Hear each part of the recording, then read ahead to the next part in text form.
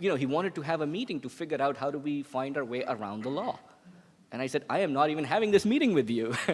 So these are the things that you have to, just be prepared for deal with. Most important, I would say, and just generalizing and stepping back, 16,000 feet from the situation, I would say the one characteristic that I think Indian entrepreneurs can learn more from the US entrepreneurs is along the lines of scalability. I think a lot of Indian businesses that I see regularly don't think of scale as they design their business models. The hustle mentality is great. Of course, we have to be hustlers, but I think there's a big difference between trying to create the next scalable model, which could be the Facebook, Dropbox, the kind of companies we hear about here that create billionaires at lower levels in management, people are billionaires. Those kind of companies, when they're created, there's serious thought put into how would you scale that business. This is one thing that I always struggle with because Indian entrepreneurs, and I think partly driven because of the financial circumstances within which they operate, are driven by profitability instead of scale. They're driven by how do you make the ends meet? How do you make sure that you can make the bills at the end of the month?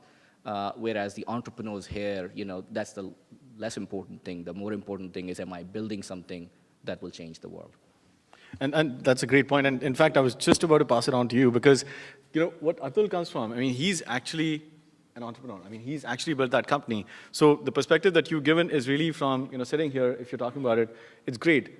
I would actually be very keen to understand, do you really understand or do you think that the human capital here, the Indians here or the Indians there, are really ready to take that next leap? Even if you're not talking, apples to apples, are we even looking at the similar or same kinds of innovations? And I'll just...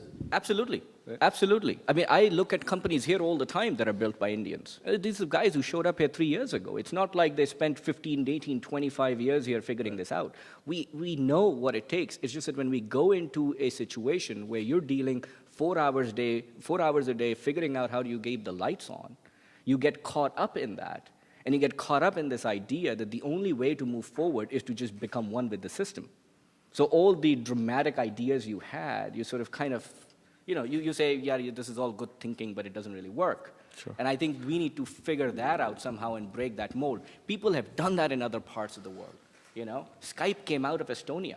No, India, every Tom, Dick, and Harry will tell you India is one of the 5 big major economies. Who talks about Estonia? Right? And there's amazing startups coming out of Estonia. Why? Because the society there, the young entrepreneurs figured out, the system doesn't work with us, screw the system. We're going to create companies here, but we're going to find markets outside. And when they find markets outside, it generates the next generation entrepreneurs who basically then, are thinking very differently than the previous ones. Yeah, your